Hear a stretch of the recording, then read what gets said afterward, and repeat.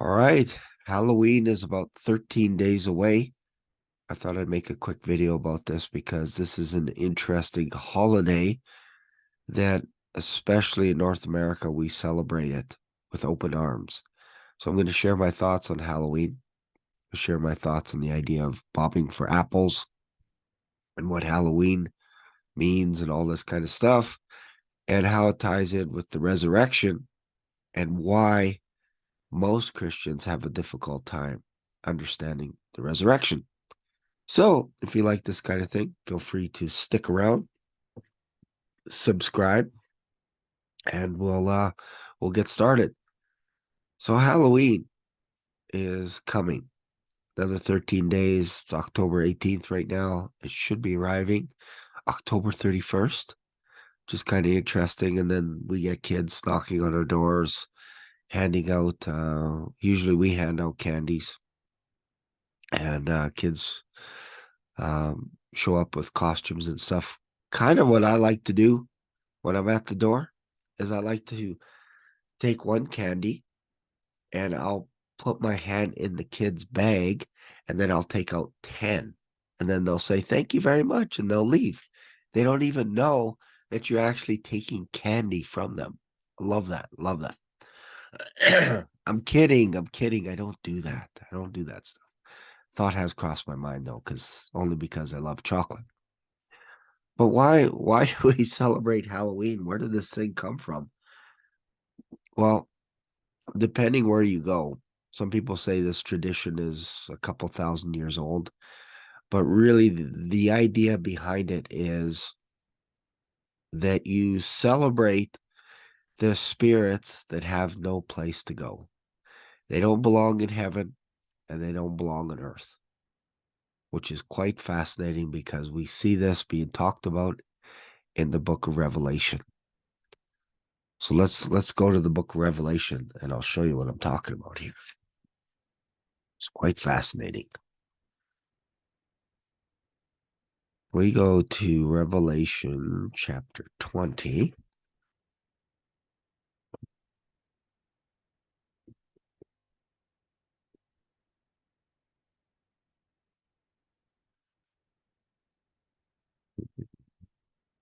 Yeah, I believe it's here. Yeah. Verse 5. But the rest of the dead live not again until 1,000 years are finished. This is the first resurrection. Blessed and holy is he that hath part in the first resurrection. On such the second death has no power, but they shall be priests of God and of Christ, and shall reign with him 1,000 years. And when the 1,000 years are expired, Satan shall be loosed out of his prison and shall go out to deceive the nations. I'm just going to skip down. They went up on the breadth of the earth and compassed the camp of the saints, because for 1,000 years we were celebrating the reign of Jesus Christ on earth. And then the devil decided to gather, once he was released from his prison after 1,000 years, to gather the nations from Gog and Magog. And fire came down from God out of heaven and devoured them. And the devil that deceived them was cast into the lake of fire. No judgment, just done. Done deal. And the devil that deceived them was cast into the lake of fire and brimstone, where the beast and the false prophet are, and shall be tormented day and night forever and ever. So at this point in time, the false prophet and the Antichrist have been cooking for 1,000 years already. So now the devil gets tossed in there. And I saw a great white throne, and him that sat on it, whose face the earth and the heaven fled away, and there was found no place for them. This is October 31st. Exactly what people celebrated.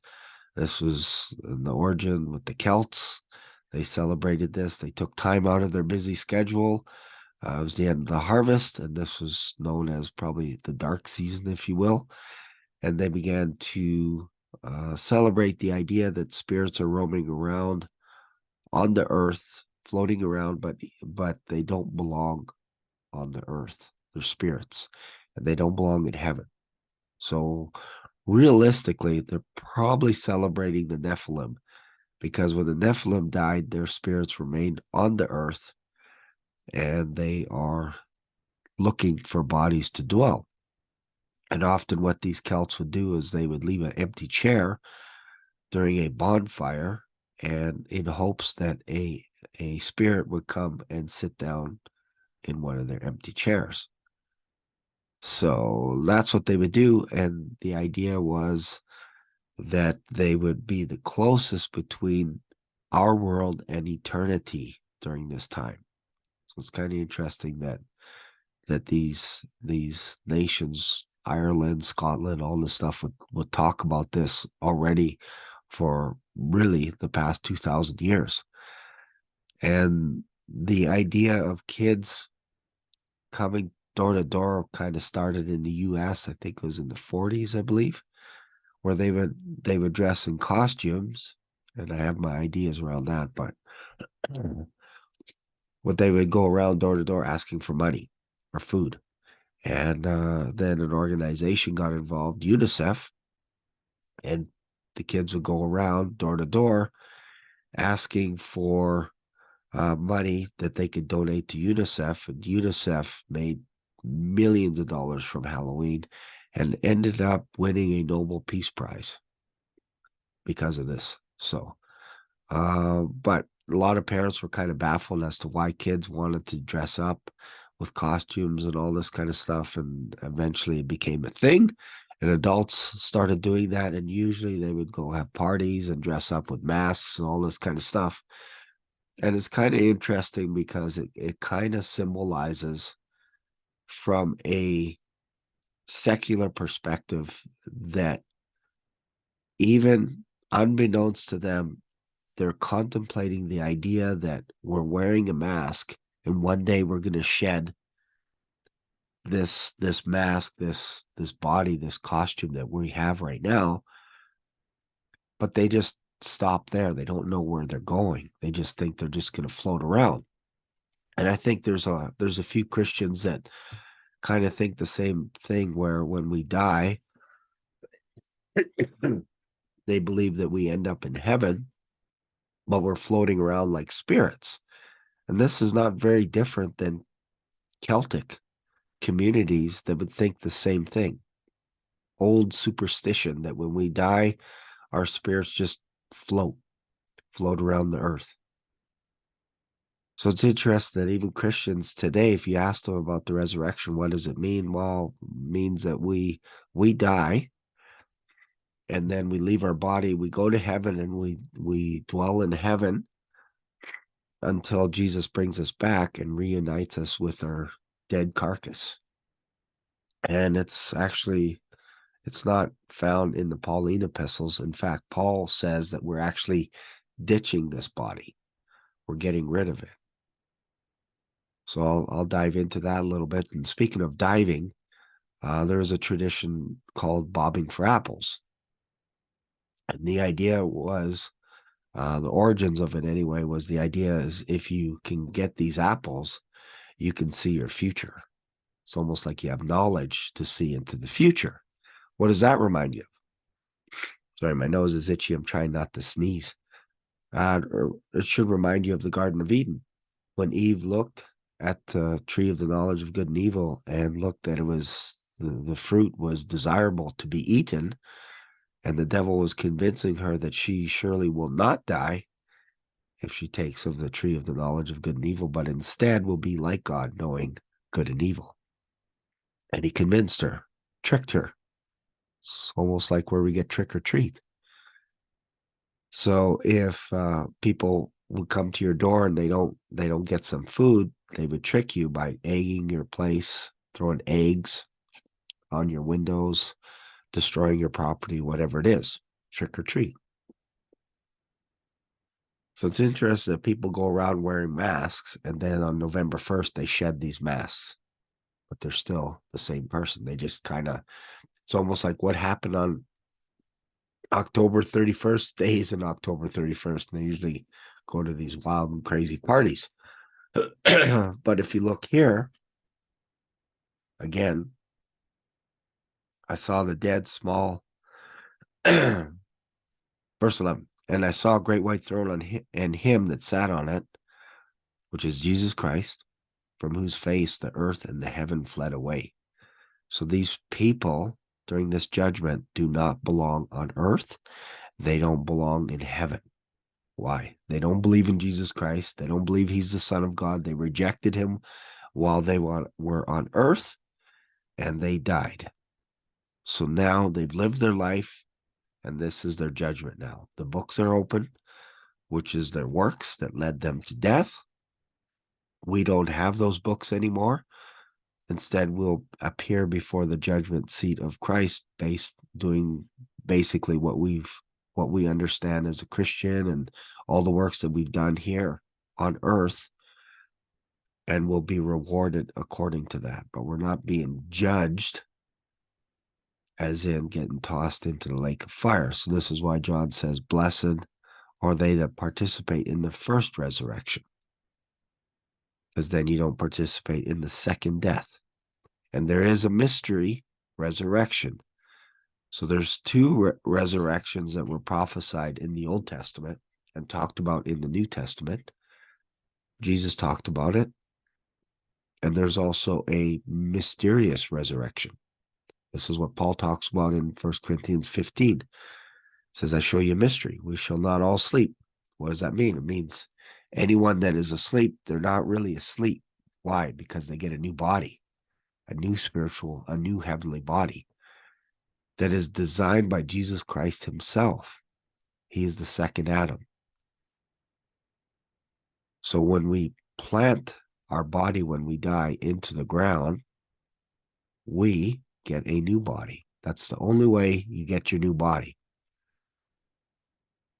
I shouldn't say the only way. The second way is when the Lord comes back for his church, he calls us up into the air. And as we're being called up, those of us that are left, that have been ditched by the people that have died, because we're stuck here.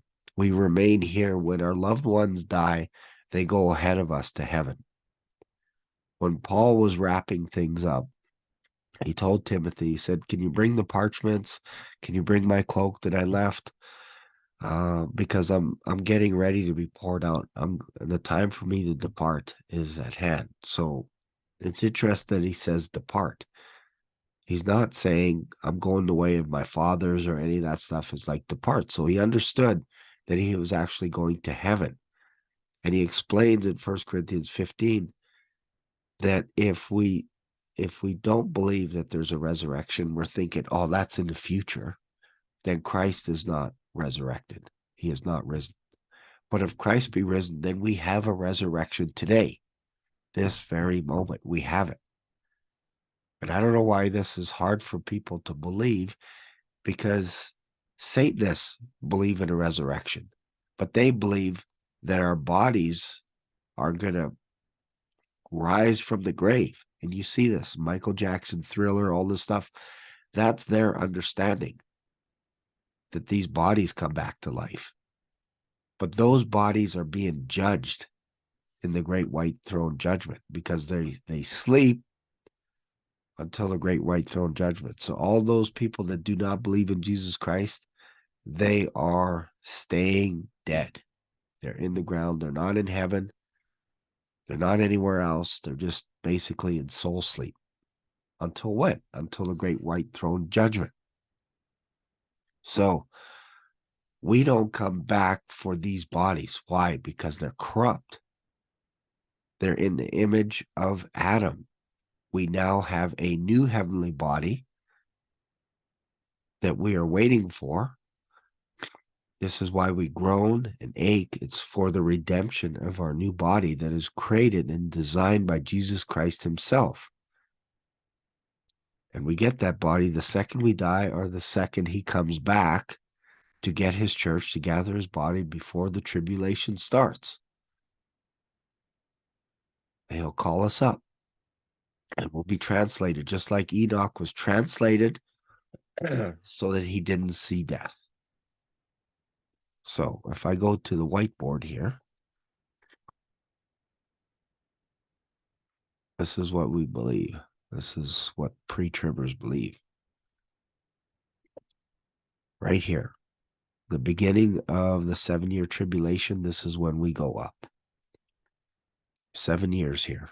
Now, there are other people like Joel Richardson from FAI Studios that believes somewhere in here is the resurrection, is the rapture, I should say. He believes the rapture. He believes in a rapture, but he says it's somewhere here, 3.5 years in, to here, somewhere here, post-trib,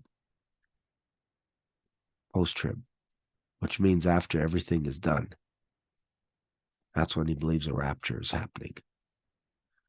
Right there. But really, in any of his videos, he always finishes his video by saying, I actually don't know what I'm talking about. I don't know. But I know that this is wrong. Pre-trib is wrong.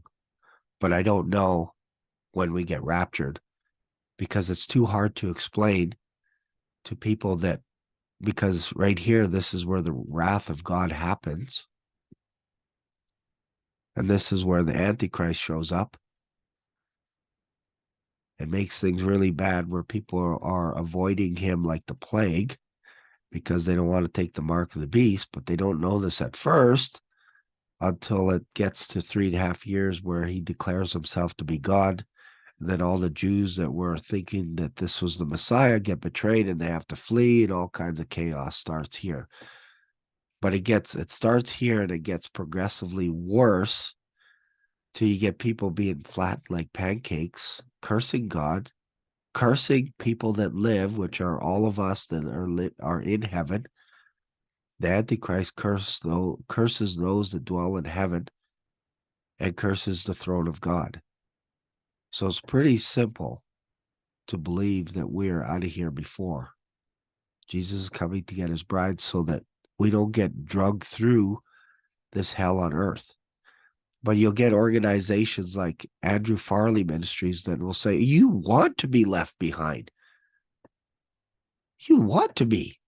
You don't want to be in heaven. That's ridiculous. Those people that are taken away, they're going to burn. You want to be left behind, like Noah's flood, is what he quoted. And he uses Noah's flood as they went through the flood. Noah went through the flood. And I don't know what Bible version he's using, but Noah did not go through the flood. He went into the ark with his family, and the ark rose up. That's symbolism 101 of a rapture, being protected until the wrath of God was finished. And it got worse and worse until the point where God said, in 7 days, I'm going to make it rain. So you have 7 days to get all the animals into the ark. Why? Because the floods were happening all around the world and were getting worse and worse and worse, to the point where Noah had to go into the ark. And once everyone was in the ark, including the animals, God closed the door and there's no going back. There's no getting in. There's no leaving. It's one way. Same thing will happen with the rapture. All the people that make fun of the rapture and don't believe in a pre-tribulation rapture, well, you're going to get what you ask for. You want to stay behind. You don't want to believe that Jesus could come at any time. Go do your trick-or-treating. Go do your Halloween stuff. Do all your stuff. Whatever it is that you like to do, dress up in costumes. Go celebrate Halloween's Eve and all this kind of stuff, and bob for apples. All the stuff that you do, just live your life as though Jesus Christ isn't coming back, and see what happens. You're going to be one of those people that on the other side, when the rapture happens, you're going to be like, oh man, why did we pay attention to all the signs around us? Why did we waste time going after YouTube channels that are talking about, you know what, Jesus could come anytime. Just be ready. We're not saying quit your job. We're saying continue to work, continue to love one another, continue to edify each other, but just keep an ear, keep an eye on what's going on. Make sure your heart is right. That's all we're saying. That's why we're saying Jesus could come at any time. The rapture could be imminent. It could be today, it could be tomorrow, it could be a month from now, it could be a year from now. We're just ready. We work as hard as we can.